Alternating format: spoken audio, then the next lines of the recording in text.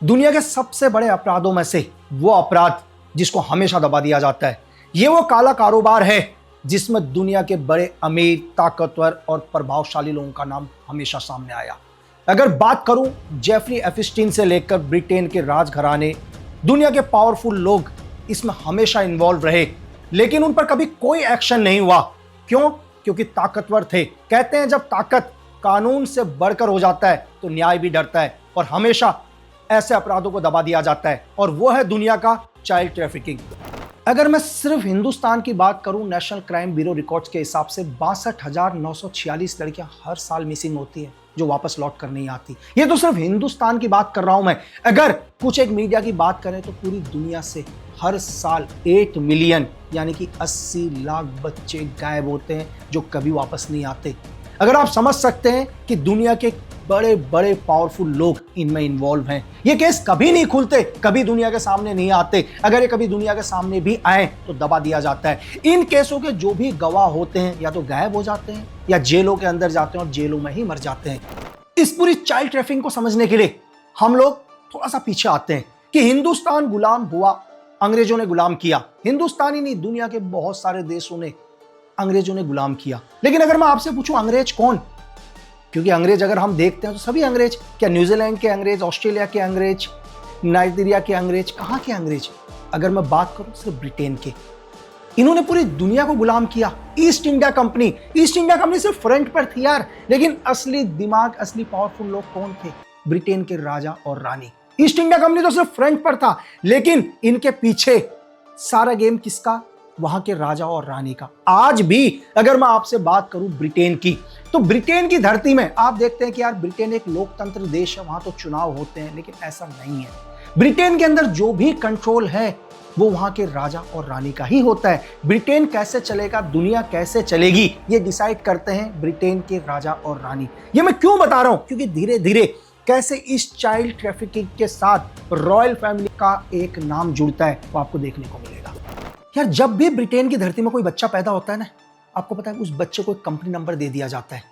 Company number, जैसे army के अंदर एक आदमी को एक नाम होता है और एक नंबर होता है, या नाम तो जैसे लक्की बिस्ट, तो हजारों के लक्की बिस्ट होंगे। तो आर्मी क्या करती है, दुनिया की कोई भी आर्मी नाम के साथ एक नंबर देती है ताकि नंबर से उस सोल्जर को पहचाना जा सके। क्योंकि नाम बहुत हो सकता है लेकिन नंबर क्या होता है, एक सोल्जर को दिया हुआ नंबर दूसरे सोल्जर को नहीं अलाउड होता। सेम ब्रिटेन की धरती में जब भी कोई बच्चा पैदा होता है उसको कंपनी नंबर दिया जाता है। ये ब्रिटेन के हिसाब से, उनकी सीक्रेट सर्विस के हिसाब से, MI6 के हिसाब से क्या होता है, उस ब्रिटेन पर या उस बच्चे पर किसका अधिकार होता है? राजा रानी का अधिकार होता है। सेम अगर मैं आपसे इनडायरेक्ट तरीके से बात करूं तो ब्रिटेन की धरती में हर पैदा होने वाला बच्चा क्या है? राजा रानी का एक नौकर की तरह ट्रीट किया जाता है जो कभी सामने नहीं आता। आपने देखा होगा कि हिंदुस्तान के अंदर हम भी टैक्स देते हैं, जो टैक्स भारत सरकार को जाता है। सेम ब्रिटेन के अंदर भी टैक्स दिया जाता है जिसको HMRC बोला जाता है। और ये टैक्स कहां जाता है? ये टैक्स वहां की सरकार को नहीं जाता, ये टैक्स वहां की राजा रानी को जाता है। आप समझ सकते हैं कि ब्रिटेन के अंदर कितना प्रभाव, कितना पावरफुल है वहां के राजा और रानी। फिर आप बात करोगे कि या नहीं, ब्रिटेन के अंदर जैसे मैंने आपको बोला कि लोकतंत्र सरकार है, वहां तो आप देखते हैं कि ब्रिटेन के इस टाइम तत्कालीन प्रधानमंत्री कीर स्टारमर हैं। ये दुनिया को दिखाने के लिए है यार कि ब्रिटेन के अंदर एक लोकतंत्र इलेक्शन हुआ, पब्लिक ने क्या किया, इनको वोट दिया और ये ब्रिटेन के प्रधानमंत्री बने। मैं आपको स्टेप वाइज समझाता हूं, शायद आपको पता चल जाएगा कि ब्रिटेन के अंदर वही होता है जो वहां के राजा और रानी चाहते हैं। लोकतंत्र कैसे दुनिया को दिखाया जाता है, कैसे उसी व्यक्ति को वोट दिलाए जाते हैं जिसको वहां के राजा और रानी डिसाइड करते हैं। 8 सितंबर 2022 को रानी एलिजाबेथ II के मरने के बाद ब्रिटेन के नए राजा बनते हैं चार्ल्स फिलिप ऑथर। 6 मई 2023 को इनको मतलब ताज पहनाया गया, यानी कि वहां के राजा नियुक्त हुए। तो ब्रिटेन के अंदर बहुत सारी एजेंसीज हैं जैसे MI6, MI5, ब्रिटेन की आर्मी, एयरफोर्स, नेवी। वैसे ही वहां की एक गवर्नमेंट एजेंसी है जिसका नाम है FCDO, foreign Commonwealth development office. कहने को तो एक सरकारी डिपार्टमेंट है, लेकिन यही डिपार्टमेंट डिसाइड करता है कि दुनिया में कहां वॉर होगा, दुनिया में किस देशों की सरकार गिराई जाएगी, दुनिया के अंदर किस देश में तख्ता पलट होना है। ये वही डिपार्टमेंट तय करता है। और इस डिपार्टमेंट का टोटल कंट्रोल किसके पास होता है? यहाँ के राजा के पास। और यही डिपार्टमेंट क्या करता है? ब्रिटेन का पूरा इलेक्शन मैनेज करता है FCDO MI6 और MI5 के साथ। मैं आपको आसान भाषा में समझाने की कोशिश करता हूं कि दो आदमी ब्रिटेन के अंदर क्या होता है, PM के लिए खड़े होते हैं। एक जिसको राजा डिसाइड करते हैं कि यही PM बनना है। तो दुनिया की बड़ी बड़ी न्यूज एजेंसीज जैसे BBC, बड़ी बड़ी न्यूज एजेंसी के थ्रू क्या किया जाता है, पूरी दुनिया के अंदर खबर फैलाई जाती है कि जैसे लक्की बिस्ट बहुत ही अच्छा इंसान है। अगर सपोज करो मुझे PM बनाना है कि मैं बहुत अच्छा इंसान हूं, मेरी पब्लिक के अंदर बहुत अच्छी इमेज बनाई जाएगी, पूरी दुनिया में इस तरह का मैसेज दिया जाएगा MI5 MI6 FCDO के माध्यम से कि मेरी इमेज दुनिया को बहुत अच्छी दिखाई दे और हर आदमी क्या चाहे, मुझे वोट देना। और जिसको ब्रिटेन नहीं चाहता उसके खिलाफ एक प्रोपेगेंडा चलाया जाएगा ताकि दुनिया उससे नफरत करने लगे, किसी भी कीमत पर इस व्यक्ति को वोट ना दिया जाए। और यही नहीं, जो उनकी बड़ी बड़ी एजेंसीज हैं वो मॉनिटरिंग करती हैं कि कौन से इलाके के लोग किसको पसंद करते हैं और किसको नहीं। सपोज करो कि मेरे अपोजिट वाले लोगों को, जो मेरे अपोजिट में इलेक्शन लड़ रहा है, ब्रिटेन के लोग उसको वोट देना चाहते हैं और राजा रानी नहीं चाहते, तो इस हिसाब की सिचुएशन पैदा हो जाएंगी उस दिन कि जिस भी इलाके से लोग उसे वोट देने जाएंगे या तो रास्ते के अंदर ट्रैफिक जाम हो जाएगा या ऐसी सिचुएशन पैदा हो जाएगी कि वो लोग टाइम से वोट नहीं दे पाएंगे। तो कहने का मतलब यह है कि यही डिसाइड करते हैं कि कौन PM बनेगा। इसके बाद ब्रिटेन का जो प्रधानमंत्री बनता है, डिसीजन वो नहीं लेता, डिसीजन कौन लेता है? सिर्फ राजा और रानी। PM सिर्फ क्या होते हैं, एक दिखाने के लिए होते हैं दुनिया के अंदर कि ब्रिटेन एक लोकतंत्र देश है, ताकि इसके पीछे चल रहा पूरा गेम दुनिया को समझ में ना आए।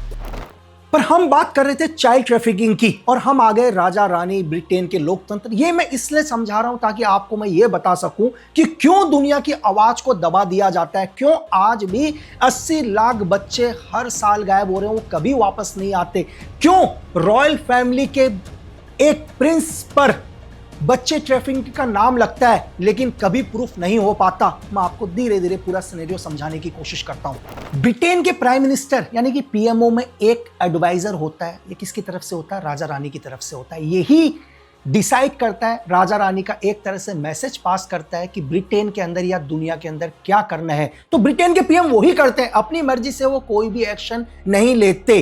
क्यों? क्योंकि उनको पता है कि वो जिस चेयर पर बैठे हुए हैं उस चेयर पर पहुंचाने वाले असली उन्हें कौन है? ब्रिटेन के राजा। इस चाइल्ड ट्रैफिकिंग का पूरा नेटवर्क कि दुनिया के पावरफुल लोग इसमें इन्वॉल्व हैं, चाहे रॉयल फैमिली के प्रिंस एंड्रयू, जेफरी एपिस्टिन, जिसका नाम दुनिया के अंदर आया और पूरी दुनिया में भूचाल मच गया। पहली बार जब फरवरी रशिया और यूक्रेन का वॉर हुआ तो रशिया को धीरे धीरे क्या पता चला कि यूक्रेन के अंदर क्या है, एक व्हाइट एंजल फोर्स है जो यूक्रेन के अंदर बनी है। एक तरह से पुलिस फोर्स समझ लो। ये किसके लिए काम करती है? ये MI6 के लिए काम करती है। इसका मेन काम है बच्चों को यूक्रेन के अंदर से कहां देना, यूरोप के अंदर पहुंचाना, ब्रिटेन तक पहुंचाना, जर्मनी तक पहुंचाना, अलग अलग देशों तक पहुंचाना। उन बच्चों के साथ क्या किया जाता है ये मुझसे बेहतर आप जानते हैं। और जो बच्चे किसी भी काम के नहीं होते उनके ऑर्गन्स को निकालकर दुनिया के अंदर बेच दिया जाता है। जब रशिया के कुछ सोल्जरों ने इन्हीं व्हाइट एंजल से उन बच्चों को बचाया तो आप उनमें से एक बच्चे का वीडियो देख सकते हैं जो आपके स्क्रीन में नजर आ रहा है। Это белые ангелы. Белые ангелы? А что это? Ну, это полиция вообще. Ну, как они представились, это типа военная полиция. И они искали детей. और इस बच्चे का पूरा वीडियो देखने के लिए मैं आपको डिस्क्रिप्शन में लिंक दूंगा। और ये तो सिर्फ एक उदाहरण है इस बच्ची का, ऐसे हजारों लाखों बच्चे हैं जो यूक्रेन से गायब किए गए। कैसे गायब हुए? जब रशिया और यूक्रेन का वॉर चल रहा था तो आपको पता है इस वॉर में बहुत सारे सिविलियन मारे गए। जो भी सिविलियंस मारे गए, ये व्हाइट एंजल क्या बोलते थे इनको? ये बोलते थे कि आपके माँ बाप मर चुके हैं या किसी के माँ बाप गायब हो गए, तब भी झूठी अफवाह उन बच्चों को फैलाने कि आप आपके माँ बाप नहीं रहे, हम आपको सेव करेंगे, हम आपको यूक्रेन से बाहर लेके जाते हैं, हम आपको जर्मनी लेके जाते हैं। या उन बच्चों को बहका के ये क्या करते थे? ब्रिटेन तक लेकर जाते थे। ये बहुत बड़ा चाइल्ड ट्रैफिकिंग चल रहा था। और ये अकेले व्हाइट एंजल नहीं कर रहा था, इसमें यूक्रेन की सीक्रेट सर्विस SBO भी इन्वॉल्व थी MI6 के साथ। और ये जो रिपोर्ट है ये यूक्रेन के SBO के लेफ्टिनेंट कर्नल वसीली प्रोजोरोव के आधार पर है। ये पूरी की पूरी रिपोर्ट इन्होंने सबमिट करी कि किस तरह से पूरी दुनिया के अंदर चाइल्ड ट्रैफिकिंग हो रही है, वॉर कराया जाता है और वॉर के आड़ में बच्चों को कैसे ब्रिटेन ले जाया जाता है। और ये ऑफिसर आज यूक्रेन से बाहर है क्योंकि इनकी जान को MI6 से खतरा है या दुनिया की कई सीक्रेट सर्विसेज से खतरा है। और मैं बहुत जल्दी आपके सामने इनका एक इंटरव्यू लेके आऊंगा क्योंकि मुझे पता है कि मैं भी आज इस देश से बाहर नहीं जा सकता। अगर मैं किसी भी काम से देश से बाहर जाता हूं तो वो दुनिया भी मुझे क्या करेगी, एक स्पाई के रूप में देखेगी। लेकिन मैं बहुत जल्दी जूम के माध्यम से SBO के सीनियर लेफ्टिनेंट कर्नल का इंटरव्यू आपके सामने बहुत जल्दी लेकर आऊंगा। इस टाइम ब्रिटेन के राजा आप सभी को पता है प्रिंस चार्ल्स, उनके बाद उनकी एक सिस्टर प्रिंसेस एनी और उनके तीसरे नंबर के भाई प्रिंस एंड्रयू। प्रिंस एंड्रयू का नाम 2023 में चाइल्ड ट्रैफिकिंग में आया और पूरी दुनिया के अंदर भूचाल मच गया। पूरी कोशिश करी गई रॉयल फैमिली ने कि इस केस को दबाया जाए। मैं इस पूरे केस को आपको समझाने की कोशिश करता हूं कि कैसे पहली बार प्रिंस एंड्रयू का नाम चाइल्ड ट्रैफिकिंग में आया। 4 जून 2023 को दिन में 2:20 पर ब्रिटेन से एक प्लेन जाता है। आप पूरा प्लेन का मैप देख सकते हैं कि ये प्लेन किस रूट से होकर पोलैंड पहुंचता है। पोलैंड पहुंचने के बाद एक प्राइवेट हेलीकॉप्टर से प्रिंस एंड्रयू और ब्रिटेन के मिनिस्ट्री के सीनियर लोग, जिसमें बहुत इंपॉर्टेंट नाम जेम्स कैमिली, ये वो नाम है जो 6 सितंबर 2022 से 13 नवंबर 2023 तक ब्रिटेन के सचिव पद पर रहे। ये खुद उस प्लेन के अंदर मौजूद थे और ये प्लेन ब्रिटेन से पोलैंड पहुंचता है और पोलैंड के बाद ये पर्सनल हेलीकॉप्टर से यूक्रेन की राजधानी कीवी पर लैंड करते हैं और एक क्लब जहां ये पहुंचते हैं। आप पूरे आर्टिकल पर पढ़ सकते हैं, आपके सामने एक पूरा आर्टिकल है।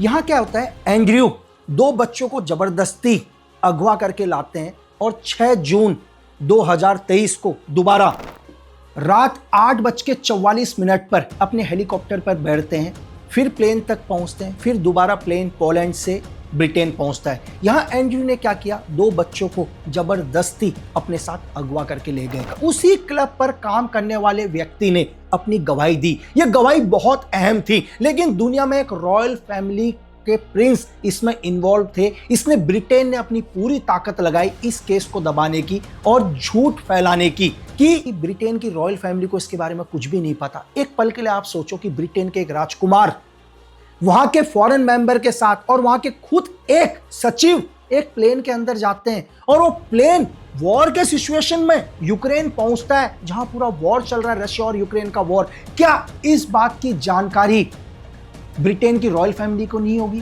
क्या इस बात की जानकारी MI6 को नहीं होगी? क्या इस बात की जानकारी यूक्रेन के SBU को नहीं होगी? तो मैं आपको बताऊं कि इस सब की जानकारी इन सभी एजेंसीज और रॉयल फैमिली को थी, क्योंकि रॉयल फैमिली खुद इन्वॉल्व रही है चाइल्ड ट्रैफिकिंग पर। यह तो पहली बार दुनिया के सामने एक व्यक्ति आया जिसने गवाही दी और लोगों को पता चला कि चाइल्ड ट्रैफिकिंग में दुनिया के पावरफुल लोग इन्वॉल्व हैं। इस पूरे ट्रैफिकिंग में बहुत सारे MI6, MI5, SBU के ऑफिसर इन्वॉल्व हैं। मैं आपको एक नाम बताता हूं, ऐसे बहुत हैं। SBU का एक ऑफिसर जिसे आप स्क्रीन पर देख रहे हैं, सेर्गी बोरिसोव, ये इन्वॉल्व था, जबकि ये फ्रंट पर आया, इसके नाम आए तब से ये क्या है, गायब हैं। आप MI5 के लिए काम करने वाले ब्रिटेन के एयरबोर्न के एक सीनियर ऑफिसर जो स्क्रीन में नजर आ रहा है आपको, मार्टिन किंग, ये भी चाइल्ड ट्रैफिकिंग में क्या थे, इन्वॉल्व थे। ये तो एक उदाहरण है, ऐसे बहुत सारे ऑफिसर। जब तब पूरी दुनिया में भूचाल आता है जब 6 अगस्त 2019 को जेफरी एपिस्टीन को गिरफ्तार किया जाता है। जेफरी एपिस्टीन, शायद ही दुनिया में कोई होगा जिसे इनके बारे में नहीं पता होगा।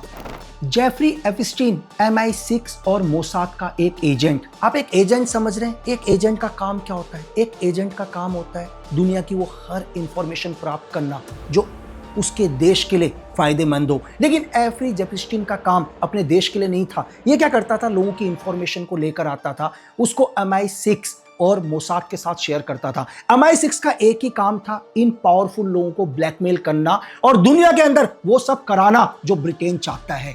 जेफरी एपिस्टीन का एक प्राइवेट आइलैंड जिसे सारी दुनिया को पता है, जिसका नाम लिटिल सेंट जेम्स, इस आइलैंड में बहुत पावरफुल लोगों को जाते हुए देखा, जैसे royal family, Prince Andrew, America के राष्ट्रपति जॉर्ज बुश, लेकिन उन्होंने इनकार किया इन सब चीज़ों से। इसमें ट्रम्प का भी नाम आया, लेकिन ट्रम्प ने बोला कि 2007 में ही उन्होंने जेफरी एपिस्टीन से क्या कर दिया था, रिश्ते तोड़ दिए थे। जब उन्हें पता चला कि जेफरी एपिस्टीन दुनिया के पावरफुल लोगों को ब्लैकमेल करता है या MI6 या मोसाद के लिए काम करता है, तब से उन्होंने दूरियां बना ली थी। और इसका एक अपना प्राइवेट प्लेन लोलिता एक्सप्रेस, जिसमें भी दुनिया के पावरफुल लोगों को देखा गया।